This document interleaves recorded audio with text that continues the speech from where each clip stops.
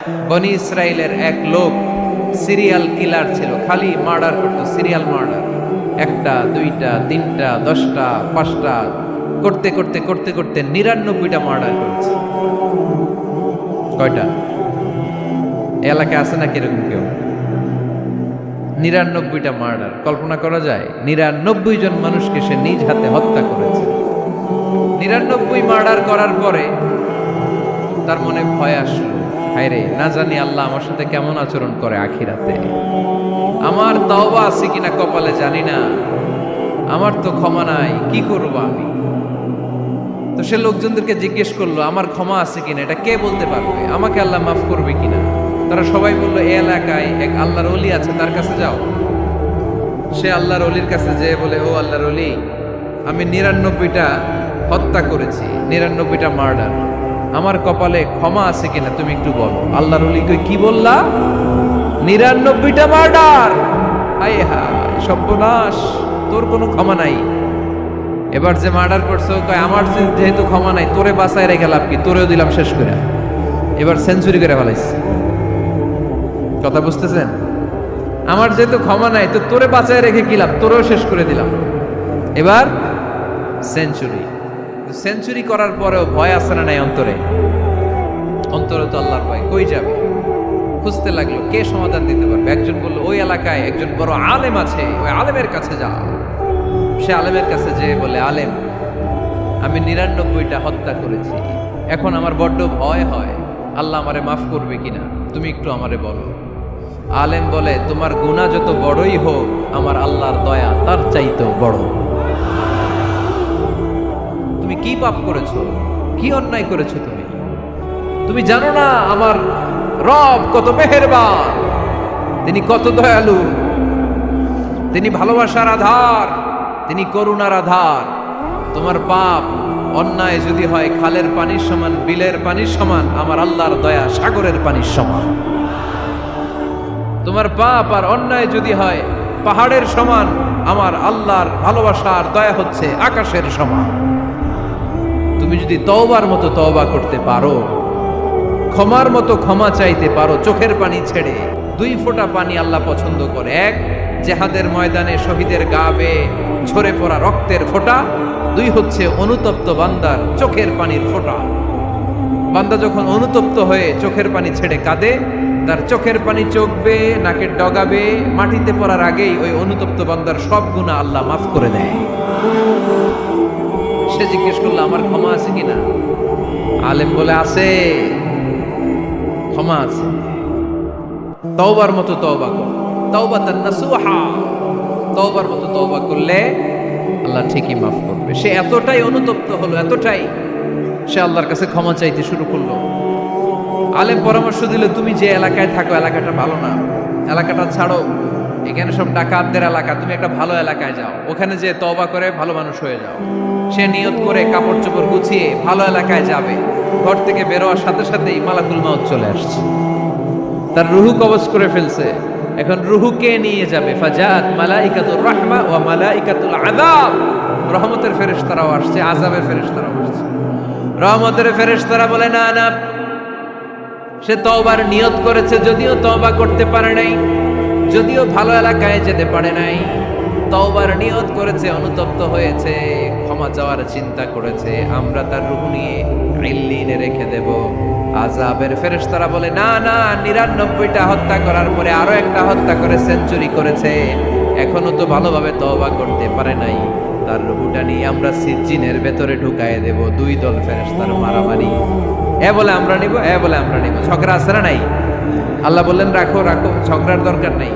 এক কাজ করো, যেখানে মারা গিয়েছে ওইখান থেকে ফিতা দিয়ে মাপতে শুরু করো। ভালো এলাকাটা যদি কাছে হয় জান্নাতের ফেরেশতারা নেবে, খারাপ এলাকা যদি কাছে হয় জাহান্নামের ফেরেশতারা নেবে। খারাপ এলাকা তো একেবারেই কাছে, ঘর থেকে বেরোয়ার সাথে সাথে মৃত্যু হয়েছে। আর ভালো এলাকা তো অনেক দূর। আল্লাহ জামিনটারে আদেশ দিলেন, জামিন, এই অনুতপ্ত বান্দার জন্য তুই ভালো এলাকাটা কাছে চলে আয়। ভালো এলাকাটার জামিনটা তুই সংকুচিত হয়ে যা, যদিও ঘর থেকে বের হয়েছে একেবারে কাছে, খারাপ এলাকাটা হাজার হাজার মাইল দূরে চলে যা।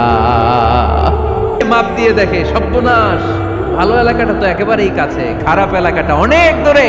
আল্লাহর ফয়সালা অনুযায়ী রহমতের ফেরেশতারা তার রূহকে নিয়ে জান্নাতের ভিতরে ঢুকিয়ে দিয়েছে। 99টা হত্যা করার পরে আরো একটা হত্যা করে সেঞ্চুরি, 100টা খুন করছে। আপনি কয়টা করছেন? আমি কয়টা করছি?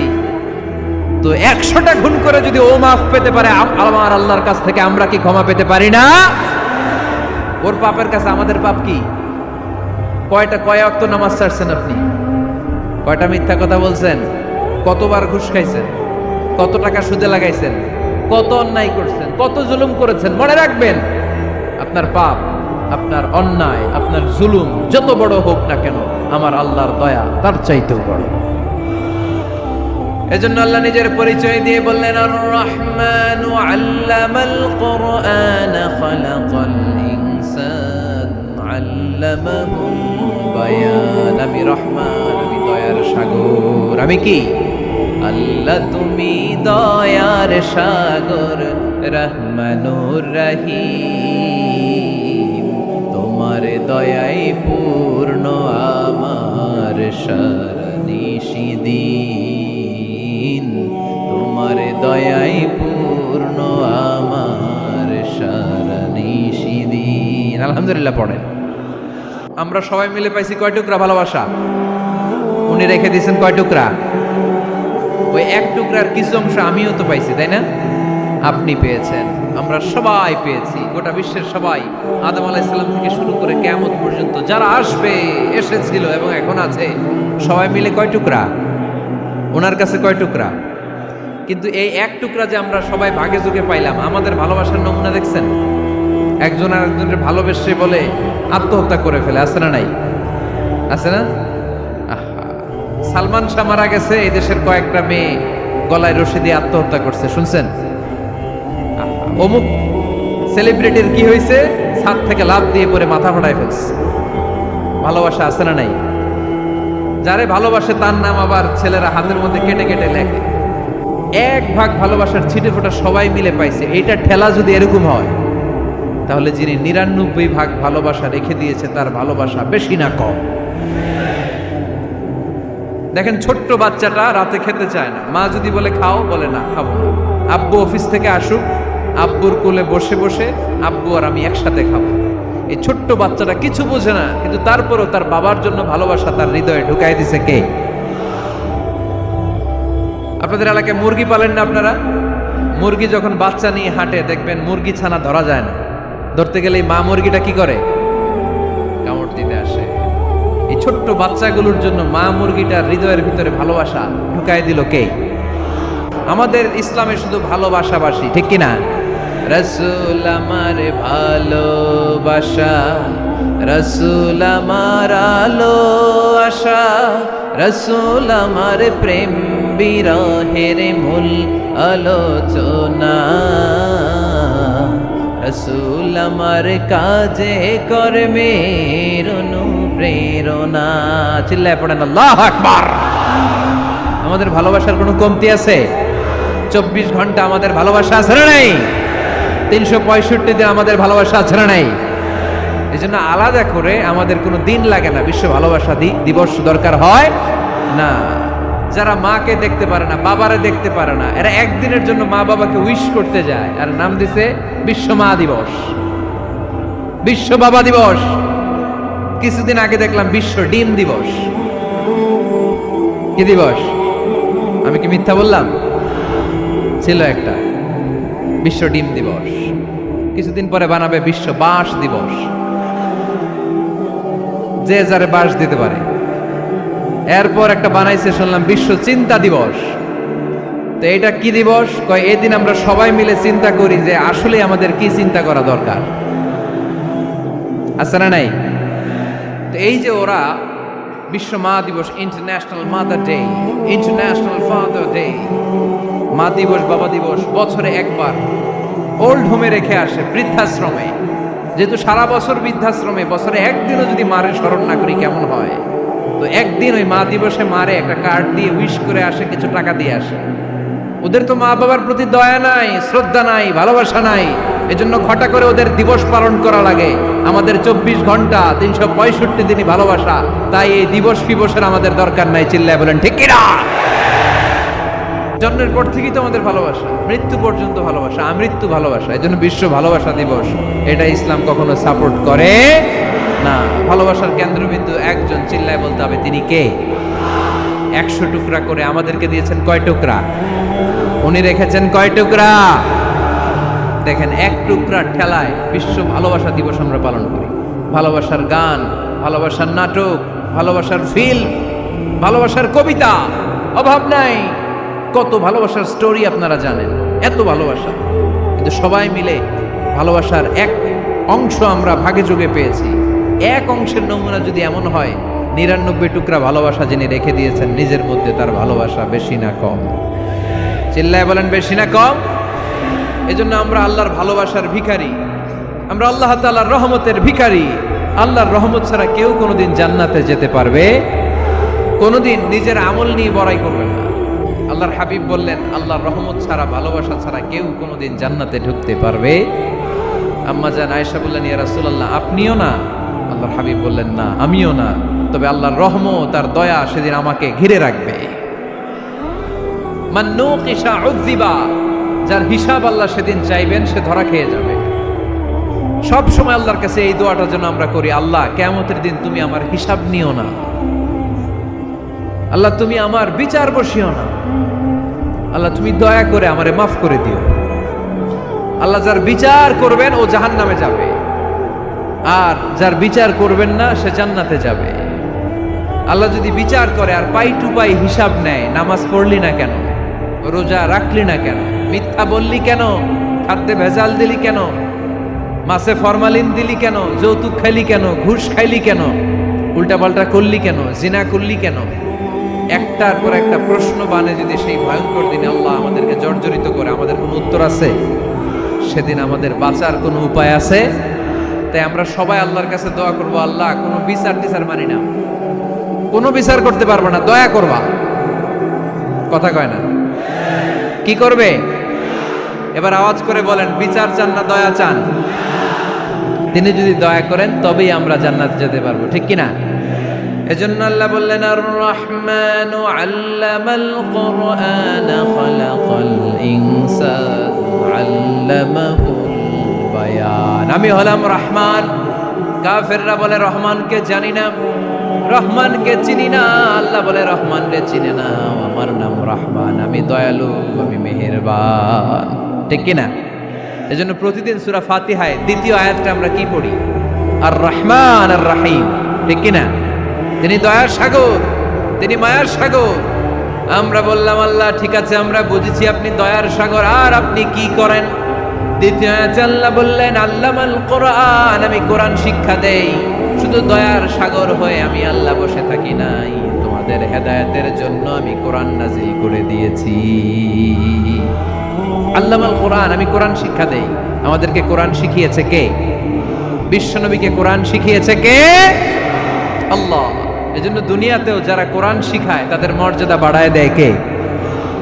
বাংলার জমিনে যারা কোরআন শরীফ শিখায় এদের মর্যাদা সবচেয়ে কম, এদের বেতন সবচেয়ে কম, এরা সমাজে সবচেয়ে বেশি অবহেলিত, ঠিক কি না? আল্লাহর কাছে এরা সবচেয়ে বেশি সম্মানিত। আল্লাহর হাবিব বললেন, খায়রুকুম মান তাআল্লামাল কুরআন ওয়া আল্লামাহু, তোমাদের মধ্যে আল্লাহ তাআলার কাছে সবচাইতে প্রিয় শ্রেষ্ঠ ওই মানুষটা যে নিজে কোরআন পড়ে আবার অন্যরে পড়ায় দেয়। সুবহানাল্লাহ পড়েন। আপনি যদি কাউরে শুধু সূরা ফাতিহাটা শিখান, কোন সূরা? সূরা ফাতিহাটা যদি শিখায় দেন, সে যতদিন সূরা ফাতিহা তেলাওয়াত করবে ওই তার তেলাওয়াতের একটা পার্সেন্টেজ সওয়াব আপনার আমলনামায় আছে না নাই? সে যদি আবার আরেকজনের শিখায়, ওই লোক যদি আবার আরেকজনের শিখায় দেয়, এরকম যতজনকে তারা শিখাবে প্রত্যেকের তেলাওয়াতের একটা পার্সেন্টেজ সওয়াব আপনার আমলনামায় ঢুকায় দিবে কে? এজন্য কোরআন নিজেও শিখবো, অন্যকেও শেখাবো। রাজি আছেন তো? আপনাদের এখানে মসজিদে কোরআন শিক্ষার আসর আছে নাকি? হ্যাঁ, এই যে বাড়ির পাশে যে একটা মসজিদ দেখলাম, কোরআন শিখায়। কিবার শিখায়? প্রতিদিন। কে শিখায়? ইমাম সাহেব। বেতন টেতন দেন তো? কত দেন? 1 লক্ষ মাসে? 5-6 হাজার? বলে কি? এক একটা ইমামের কমসে কম 1,00,000 টাকা বেতন হবে, ঠিক কিনা? না খেয়ে না পড়ে অল্পতে তুষ্ট থেকে যারা শুকরিয়া করে এরা আমাদের আইম্মাতুল মাসাজিদ, মসজিদের ইমামরা, মসজিদের মুয়াজ্জিনরা। এক একটা মসজিদের মুয়াজ্জিনের গলা হবে এরকম বিশাল উঁচু। কিয়ামতের ময়দানে সবাই আমরা এর দিকে তাকায় থাকবো, কিরে ভাই তোর গলা উঁচু কেন? সে বলবে আমার এই গলা দিয়ে প্রতিদিন 5 বার আমি আজান দিয়েছি। কিয়ামতের ময়দানে ঠিকই সম্মানিত, দুনিয়ায় আমরা চিনলাম না ওনাদেরকে। এজন্য কোরআন শিক্ষার আসর জন্য আমরা গড়ে তুলি। তালিমুল কোরআন প্রজেক্ট লাগবে, শিশুদের কোরআন শিক্ষার আসর, নারীদের কোরআন শিক্ষার আসর, বয়স্কদের কোরআন শিক্ষার আসর। আমরা কোরআন শিখে মরতে চাই, কোরআন জেনে মরতে চাই। No excuse will be granted that day. সেদিন আল্লাহ কোনো এক্সকিউজ গ্রহণ করবে না। সব পারো, হিন্দি তো ঠিকই কইতে পারো।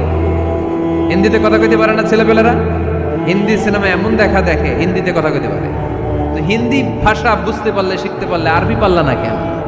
কোনো এক্সকিউজ, ওজর, আপত্তি সেদিন আল্লাহ গ্রহণ করবে? আপনাদের স্মার্টফোন আছে কার কার হাতে দেখি?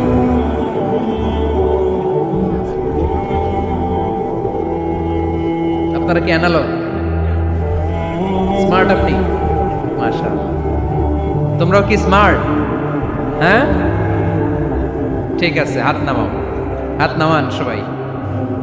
তো এই যে স্মার্টফোন আসছে স্মার্ট বানাইতে। যেই ফোনের মধ্যে কোরআন নাই সে আনস্মার্ট, ঠিক কিনা? যার মোবাইলের ভেতরে কোরআনের অ্যাপস আছে, ডাউনলোড করে অ্যাপস রেখেছে, সেই হচ্ছে আসল smart. He is the real hero, he is the real smart. এজন্য মোবাইলের অ্যাপসের ভেতরে কোরআন ঢুকাইতে হবে। খুব সহজ। অ্যান্ড্রয়েড স্যাট ইউজ করলে প্লে স্টোরে যাও, যে তুমি বাংলা কোরআন লিখে চলে আসবে। আইফোন যদি ইউজ করো অ্যাপ স্টোরে যাও, ওখানে যে বাংলা কোরআন লিখে চলে আসবে। সহজ। এত সহজ হওয়ার পরেও আল্লাহ কি বললেন আমরা যদি না শিখি, না জানি, আল্লাহ কি ক্ষমা করবে? যা বলার সব আল্লাহ বলে দিয়েছে এই কোরআন। এজন্য মোবাইলে কোরআনের অ্যাপস ঢুকাইবেন। কে কে ঢুকাইবেন আজকে থেকে দেখি? আমারে দেখানোর জন্য হাত তুলছেন? দেখাতে হবে একজন রে, তিনি কে? আল্লাহরে দেখান, আল্লাহর ফেরেশতারে দেখান। এখন কই মারছে হাত? আল্লাহর ফেরেশতার কথা কইছি, আর ভয় ঢুকছে। ঢুকাবেন। এদিকে হাত তোলো না কেন? আছে? মাশাআল্লাহ, হাত নামান। আল্লাহ তুমি সব ভাইদেরকে কবুল করো। আমরা যেন মোবাইলে হিন্দি সিরিয়াল না দেখি,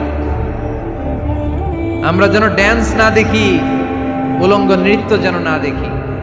আমরা যেন এই মোবাইলে কোরআন পড়ি। আমরা কান দিয়ে যা শুনবো তাতে যেন সওয়াব হয়। আমরা চোখ দিয়ে যা দেখবো তাতে যেন সওয়াব হয়, ঠিক কিনা? যেন কানে শুনি সদা তোমার কালাম, এ খোদা চোখে যেন দেখি শুধু কোরআনের আয়াত। শোনো আমার মুনাজাত, শোনো শোনো ইয়া ইলাহি আমার মুনাজাত, শোনো আমার মুনাজাত। পড়েন আমিন। তাহলে আমরা যে কিতাবটারে সঙ্গী বানাবো, কিতাবটার নাম সবাই বলেন। আমরা যে কিতাবটারে বন্ধু বানাবো, এই কিতাবটার নাম, এটা আল্লাহর কিতাব। এই কিতাব সংরক্ষণের দায়িত্ব নিয়েছে কে? এই কিতাবকে কেউ ধ্বংস করতে পারবে? এই কিতাবের পিছু লেগে কেউ সুবিধা করতে পারবে? এই কিতাবের তাফসির কেউ বন্ধ করতে পারবে না, অসম্ভব। করণের কথা ছড়িয়ে পড়বে যুগ থেকে যুগ, যুগান্তরে, দেশ থেকে দেশ, দেশান্তরে, ঠিক কি না? এটা এমন কিতাব, এই কিতাবের পিছু লেগে লাভ নাই। এই কিতাবের বাণী ছড়িয়ে পড়বে গোটা বিশ্বময়। অনেকে অনেক ষড়যন্ত্র করেছে এই কিতাবকে ধ্বংস করে দেওয়ার। আমাদের এই খোদ ভারতবর্ষে ষড়যন্ত্র হয়েছিল। ব্রিটিশরা যখন চলে গিয়েছিল, ওরা প্ল্যান করেছিল এই কিতাবকে কি করে আমাদের থেকে ডিটাচ করা যায়, কেমন করে আলাদা করা যায়। এর একটা কমিটি করে দিয়েছে, আপনারা গবেষণা করে দেখেন এই ভারতবর্ষ থেকে কেমন করে কোরআন দূর করা যায়। তারা বুদ্ধি করে বলল এক কাজ করি, কারণ তাদের কোরআনের কপিগুলো মসজিদ থেকে বের করে আমরা আগুন দিয়ে জ্বালাই দিব, তাইলেই কোরআন শেষ। কোরআনের কপি যদি আগুন দিয়ে জ্বালায় দেওয়া হয় তাহলে তার পৃথিবীতে কোরআন থাকবে না? না থাকবে? যদি আগুন লেগে ধ্বংস হয়ে যায়, ধ্বংস হয়ে যায়, যদি আগুন লেগে যায় পুড়ে যায় পৃথিবীর সব বইয়ের দোকান, বিশ্ব থেকে হারাবে না পবিত্র কোরআন, বিশ্ব থেকে হারাবে না পবিত্র কোরআন। ঠিক কি না? পরে দেখলো না রিসার্চে গন্ডগোল আছে, অ্যানালাইসিস ভুল, আবার নতুন কমিটি পাঠালো তারা ইংল্যান্ড থেকে, 33 সদস্য বিশিষ্ট কমিটি। তারা এসে গবেষণা করে দেখলো না, এই কোরআন আগুনে জ্বালাই দিলে কোরআন দূর হবে না। কারণ আমরা ভারতবর্ষের হেফজখানাগুলোতে যে দেখেছি ছোট্ট বাচ্চারা মাথা দুলিয়ে দুলিয়ে কোরআন পড়ে, কোরআন তারা শুধু কাগজেই লিখে রাখে না, সিনার ভিতরে গেঁথে রাখে। ওই কোরআন মুসলমানদেরকে শিখিয়েছে কে? সে আল্লাহ বললেন, আর রহমানু আল্লামাল কুরআন খালাকাল ইনসান আল্লামাহুল বায়ান। আল্লাহ বললেন আমি মেহেরবান, আমি কোরআন শিখিয়েছি। আমরা বললাম আল্লাহ আর আপনি কি করেন? আল্লাহ বলেন খালাকাল ইনসান, আমি মানুষ বানিয়েছি। সুবহানাল্লাহ পড়েন। আমাদেরকে তৈরি করেছে কে? মানব সৃষ্টির 3টা পদ্ধতি কোরআনে পাওয়া যায়। পদ্ধতি নাম্বার 1, বাবাও নাই মাও নাই, এই পদ্ধতিতে আল্লাহ কাকে বানাইছে বলেন? আদম আর হাওয়া আলাইহিস সালাম, এদের বাবা মা ছিল। 2 নম্বর পদ্ধতি হচ্ছে মা আছে কিন্তু বাবা নাই, এই পদ্ধতিতে আল্লাহ কাকে বানালেন? কি নাম? ঈসা আলাইহিস সালাম। 3 নম্বর পদ্ধতি হচ্ছে মাও আছে বাবাও আছে, এই পদ্ধতিতে আল্লাহ কাদেরকে বানিয়েছেন? আমাদেরকে বানিয়েছেন। তাহলে পদ্ধতি কয়টা? 3টা। আদম আলাইহিস সালামকে বানানোর পদ্ধতিও 3টা। প্রথমে আল্লাহ তিন লাজিম এঁটেল মাটি নিলেন, তারপর নিলেন হামাইম মাসনুন কাদা মাটি, তারপরে এটারে বানালেন ঠনঠনে শুকনো মাটি। সাইয়েদনা আদম আলাইহিস সালামের অবয়ব তৈরি করলেন 60 হাত লম্বা করে। সাইয়েদনা আদম আলাইহিস সালামকে যখন আল্লাহ বানিয়েছেন কয় হাত লম্বা? সহিহ বুখারীর বর্ণনা, লাম্মা খালাকাল্লাহু আদামা ওয়া কানা তুলুহু 60 যিরাআন। আল্লাহ তাআলা যখন আদম আলাইহিস সালামকে বানালেন 60 হাত বা 60 গজ লম্বা করে বানালেন। আপনারাও যারা জান্নাতে যাবেন 60 হাত লম্বা হয়ে জান্নাতে ঢুকবেন। কয় হাত লম্বা? সুবহানাল্লাহ পড়বেন না? আদম আলাইহিস সালামকে বানালেন। আবার মায়ের পেটে যে আমরা বড় হলাম, এখানেও আমাদের 3টা ক্যাটাগরি, 3টা ধাপে তিনি আমাদেরকে বানালেন। মায়ের পেটে 9 মাস কি করছিলেন মনে আছে আপনাদের? শরীয়তপুরের ভাইরা মনে নেই কেন? হ্যাঁ, আমাদের কারোরই মনে নেই, ঠিক কিনা? এই 6 মাস 8 মাস কই যে ছিলাম, কোথায় ছিলাম আমরা মনে করতে পারি না। স্মৃতির পাতা হাতড়িয়ে যত পিছনে যাই আর ভুলতে থাকি। মনে আছে ছোটবেলার কথা? মনে নাই। আমরা সবাই কিন্তু এত বড় ছিলাম না ভাই, ছোট্ট ছিলাম, ছোট্ট।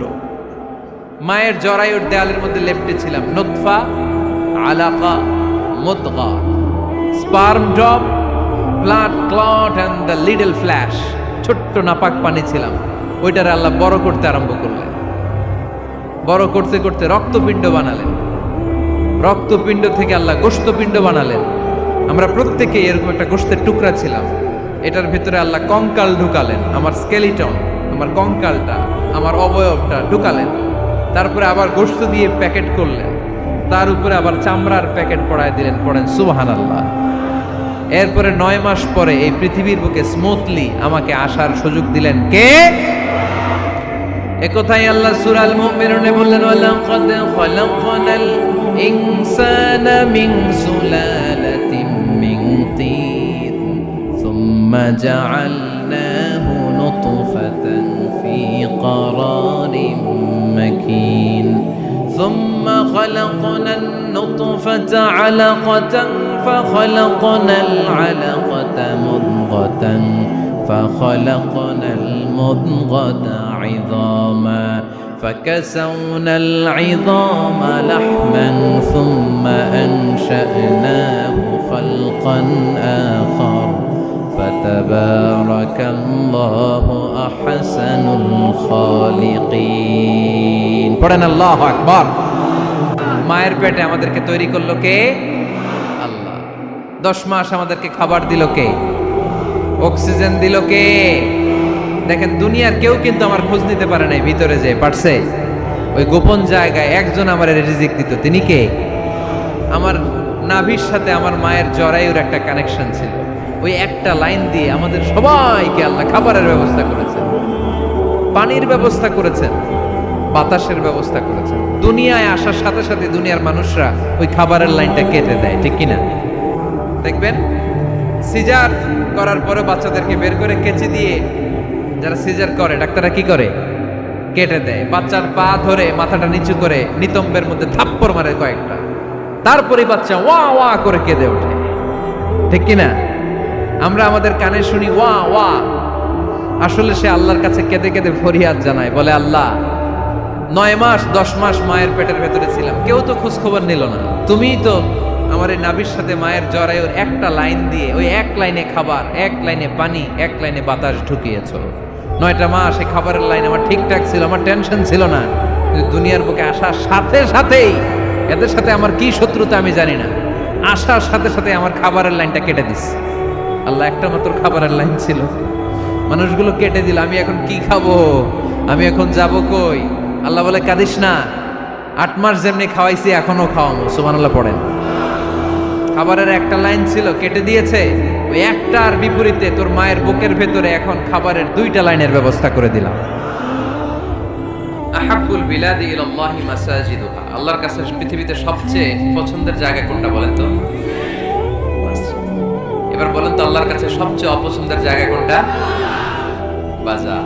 কিন্তু এমন বাজার যেখানে জুয়ার আড্ডা বসে, এমন বাজার যেখানে মদ বিক্রি হয়, এমন বাজার যেখানে নর্তকীদের নাচ গান চলে, এমন বাজার যেখানকার ব্যবসায়ীরা পণ্য বিক্রি করার জন্য খালি কসম কাটে, এরকম আসরা নাই? এই বাজারগুলো আল্লাহর কাছে অপছন্দনীয়। এমনি যে আপনারা সুপার শপে যান, টাঙ্গাইলের মুদি দোকানে যান, বাজারে যান, মাছ বাজারে, এটা আবার আল্লাহর কাছে অপছন্দনীয় না। এরকম বাজারে বিষয় ইসলাম যেতে, কিন্তু যেই বাজারে মিথ্যা কসম কাটে বারবার, এরকম আসরা নাই? তাদেরকে লানত দেয়া হয়েছে যারা শুধু কসম কাটে, মুনাফিকেরা। সকালবেলা কুরবানির হাটে যাবে গরু বিক্রি করতে, বউরে কয় বউ একটা দাম কম। বউ বলে কত কম? বল যে 50,000। তো বউ কয় বললাম 50,000। তো এরপর বাজারে যখন নিয়ে গেছে, এক লোক এসে বলতেছে ভাই গরুটা 40,000 দিবেন। তখন সে বলে আল্লাহর কসম সকালবেলা একজন 50,000 দাম কইছে, দেই নাই। সকালে 50,000 কইছে, এরই তো দিই নাই,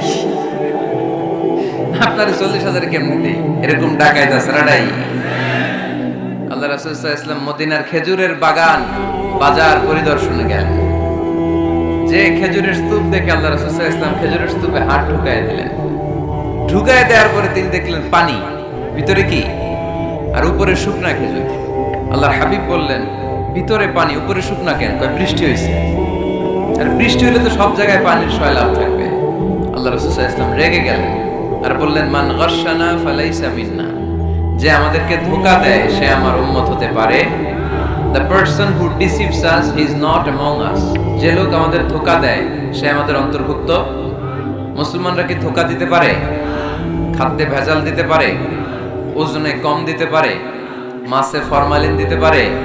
টেন্ডারবাজি করতে পারে? চাঁদাবাজি করতে পারে? ক্যাসিনোর ব্যবসা করতে পারে? পারে পারে? এজন্য আমরা যেন ধোঁকাবাজি না করি। ধোঁকাবাজে ভরে গেছে বাংলাদেশ। এই ধোঁকাবাজি থেকে আমাদেরকে বেঁচে থাকতে হবে যদি প্রিয় নবীর উম্মত হতে চাই, ঠিক কিনা? আল্লাহর হাবিব সাল্লাল্লাহু আলাইহি ওয়াসাল্লামের একটা অভ্যাস ছিল, তিনি কোন এলাকায় গেলেই প্রথমে একটা মসজিদ বানায় ফেলতেন। সুবহানাল্লাহ পড়ে। তার মানে মসজিদ কেন্দ্রিক তিনি সব করতেন। মস্ক সেন্টার, আগে মসজিদ তারপরে সব। যেমন তিনি মক্কা থেকে যখন মদিনায় হিজরতে আসবেন, মদিনায় ঢোকার আগে কোবা নামক একটা এলাকায় তিনি কয়েক সপ্তাহ ছিলেন। ওখানে এই 2 সপ্তাহের ব্যবধানে একটা মসজিদ বানায় ফেলছেন, মসজিদে কোবা। মসজিদের নাম কি? প্রতি শনিবারে তিনি মসজিদে কোবায় যেতেন, ওখানে যে সালাত পড়তেন। এবং আল্লাহর হাবিব বলেছেন কেউ যদি, আপনারা যখন মদিনা শরীফে যাবেন, শনিবারে যদি কেউ সকালবেলা আপনারা যে কোবা মসজিদে যে অজু করে, ঘর থেকে অজু করে যে 2 রাকাত সালাত পড়েন, তাহলে উমরা করলে, একটা মাকবুল উমরা করলে যেই সওয়াব, ওই সওয়াব আল্লাহ আমলনামায় দিয়ে দিবেন।